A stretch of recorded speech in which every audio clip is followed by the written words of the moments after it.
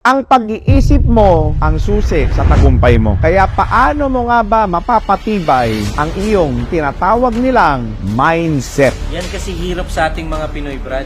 Takot tayong mag-step up.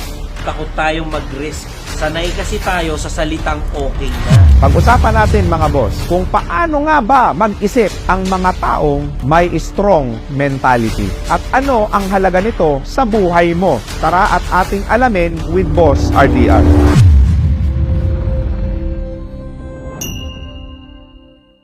Hanggang kailan ka magpapakulong sa nakaraan mo? Paano mo ba hinaharap yung mga pangyayari sa buhay mo? Patuloy mo na lang bang ilulugmok ang sarili mo? Karaniwan ang mentalidad ng mga tao. Palagi yan konektado sa emosyon. Kung mahina ang isip mo at mabilis kang mauto, huwag ka nang magtataka kung bakit paulit-ulit ka na lang naloloko. Napakarami kasi dyan, hindi stable yung mental health. Nako, ang hirap niyan. Kasi maraming papasok sa isip nyo na puro negative. Mahihirapan kayong mag-isip ng mga positibong bagay. Kaunting problema lang, panghihinaan agad ng loob. Kasi hindi naman nagfa-function ng maayos yung mentality o isip natin. Hindi mo alam kung paano mo re-resolbahan yung buhay mo. Lagi mong tatandaan, weak mentality means weak personality. Yung mga taong ang nagdedesisyon sa buhay nila ay yung ibang tao. Yan yung mga mahihinang nilalang, mga mahihinang mentalidad. Kadalasan ang motto niyan,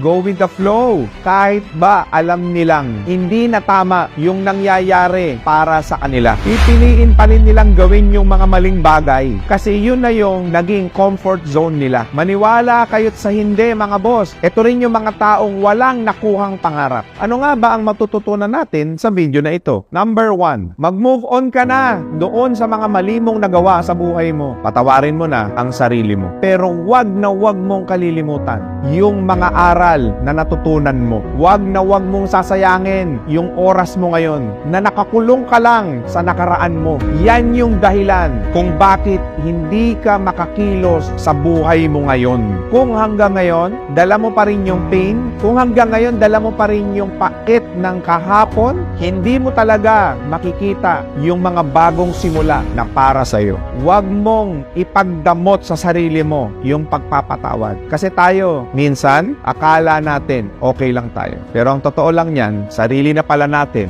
yung kalaban natin. Hindi mo magagawang maging mas malakas kung ipagdadamot mo sa sarili mo ang kapatawaran sa mga maling nagawa mo. Forget the mistakes, but remember the learnings. Number 2, yakapin mo yung mga pagbabago na nangyayari sa buhay mo. Tanggapin mo yung mga darating na challenges. Walang permanente sa mundo natin mga boss, kung hindi ang pagbabago lang. Kaya kailangan mong matutunan na yakapin lahat ng pagbabago. Tanggapin mo yung mga challenges na darating sa'yo. Kasi yan yung magpapatatag at magpapalakas sa'yo. More challenges, more learnings. At yung mga learnings na yan, magagamit mo sa araw-araw na pamumuhay mo. Kung matatakot ka at iiwasan yung mga challenges na kinakaharap mo, ibig sabihin lang nun, sinasayang mo yung mga bagay na matututunan mo dyan. Tandaan mo, sa buhay, hindi tayo lalago, hindi tayo matututo kapag ka lahat ng gagawin natin, yung madali lang.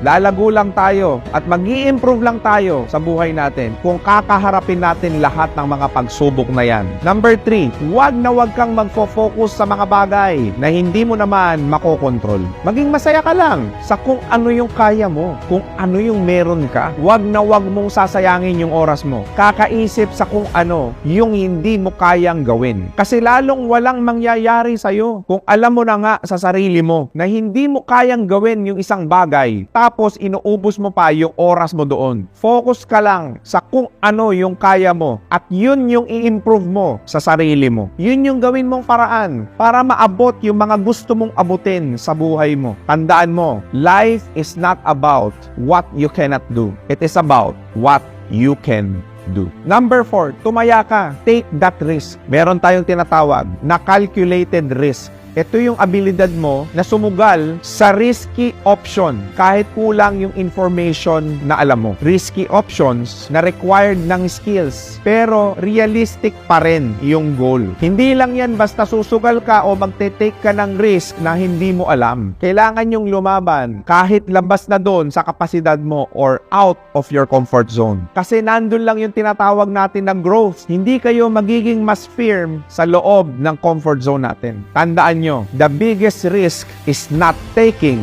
any risk. Kung hindi mo susubukan, hanggang dyan ka na lang. Number 5, hanapin ang karunungan. Makinig kayo doon sa mga taong expert doon sa gusto nyong gawin. Sikapin nyo araw-araw na may bago kang natututunan.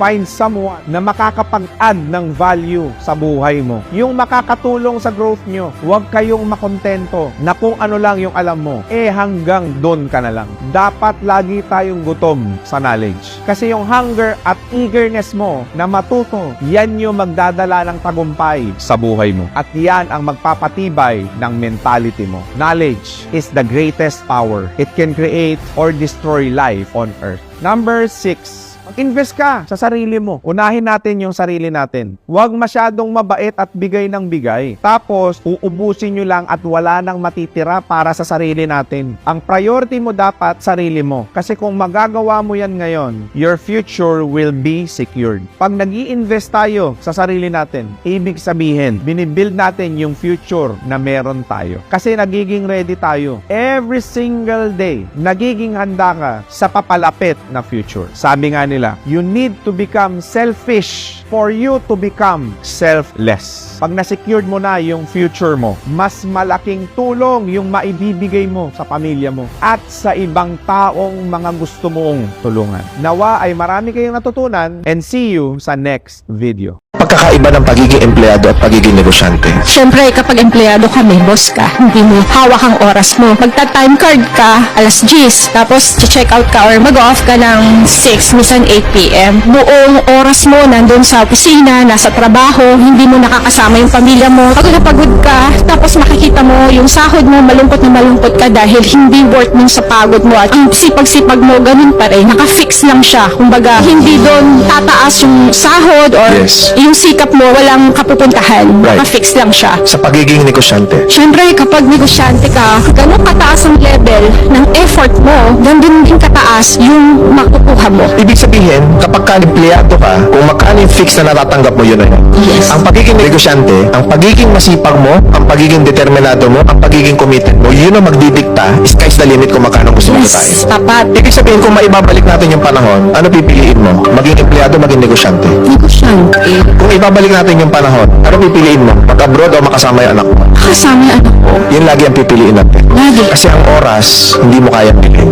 Bakit ka pa na-interesadong magnegosyo? Yung ganda na ng trabaho mo. Kasi may sinabi sa akin ng father ko na hindi ko makakalimutan. Ano yun? Walang yumayaman sa pagiging empleyado. Paano mo nasabi? Pag sa pagiging empleyado, kahit anong effort mo ng trabaho, pag yan yung sahod mo, yan yung sahod tatanggapin mo 15-30. Secure ka na dun eh. At least kahit papano, sa empleyado, kinsenas katapusan, may sahod Yes, ka. boss. Sa pagiging negosyante, walang retirement pay. Paano mo nasabi na walang yumaman na empleyado? Sa mga nakita ko pong mga nag-retire na government employee, mga nauna sa akin. Ano yung observation mo? Pagkakuha nila ng lump sum ng retirement benefit nila, nauubos lang din. Hindi nakapagpundar ng negosyo, walang Correct. bahay, umuupa, umaasa sa mga anak, umaasa na lang sa pension. Maraming tao nabubuhay sa tinatawag natin na rat race. Yes. Yung gigising ka ng umaga, makikipagsapalaran ka ng maghapon, pag uwi mo, matutulog ka, kinabukasan, yun pa ulit-ulit ang gagawin mo over the years para lang mabuhay ka. Umiikot ka lang sa isang sirkulo ng buhay na walang progress. Yes, boss. Na walang development. While it's true na merong increase sa mga sahod, pero magdiretsuhan na tayo. Yung increase sa sahod is hindi pa kayang i-compensate yung pangangailangan ng buong pamilya. Why? Because over the years, tinatalo tayo ng tinatawag natin na inflation. Correct, boss. Na yung peso natin, bumababa ang value, pero yung sweldo natin ang bagal ng increase. Meaning to say, akala mo lumaki yung sahod mo, pero hindi pa pala. True. Most of the time, yung reasoning ng mga taong napako sa mga empleyado, secured sila, feeling nila, okay sila. But at the end of the day, tandaan natin na kung bumababa ang halaga ng peso, lumiliit din ang sahod ninyo kahit nag-i-increase pa kayo. Kung gusto nyo talagang yumaman o masenso, makuha lahat ng mga pangarap nyo, numbers will tell us and the truth will tell us that the best platform for that is business. Correct. Kaya yumayaman ang inchik kasi bobo ang Pinoy. O anong klaseng mindset meron tinuturo yung ating mga Filipino-Chinese na elders sa mga kabataan ngayon? Every time we have a meeting, no, sa mga networkers, prospects, almost every time magsalita ako, sinasabi ko, ang basic difference lang ng Pinoy sa ka-incheck, yung Pinoy, anak, mag-aral ka mabuti para pag-graduate mo, makahanap ng magandang trabaho.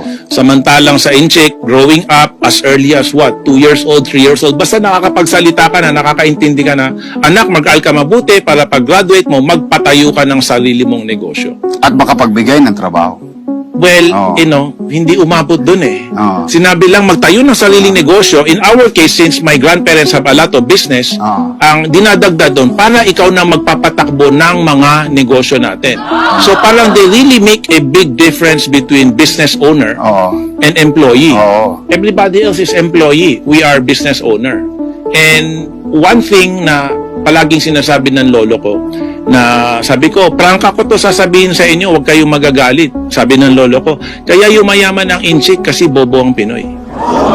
When you say bobo, it's not stupid. It's because the mindset, It's different. gusto mo maging empleyado eh. Yun yung pangarap mo eh. 'Di ba? Samantalang yung inchik gusto magnegosyo. So, Kalokohan na makakapag-retire ka na makukuha mo yung financial freedom kung minimum wage earner ka.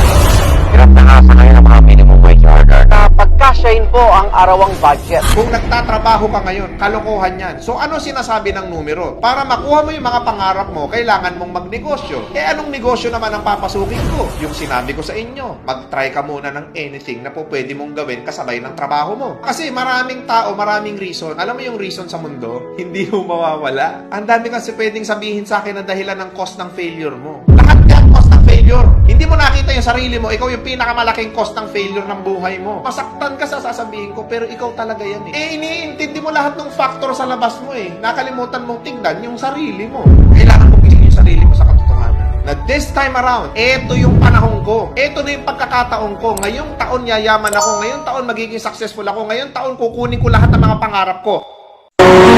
Kailangan, hindi ka lang aral ng aral. Yung talagang pakikinabangan mong pag-aaralan. Kasi kahit takpan mo yung ng mga diploma yung buong dingding nyo, kung hindi naman yan ang bagay sa iyo na pinag-aralan at hindi mo kakapirahan, mahirap ka pa rin. Proverbs 11:16, the timid become destitute, but the aggressive gain riches.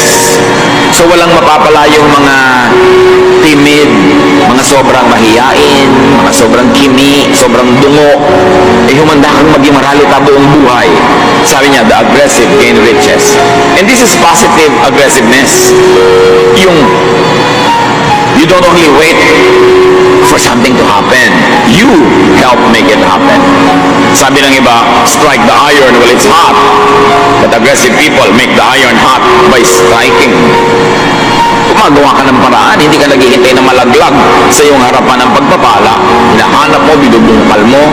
Dahil God rewards good, intelligent, hard work.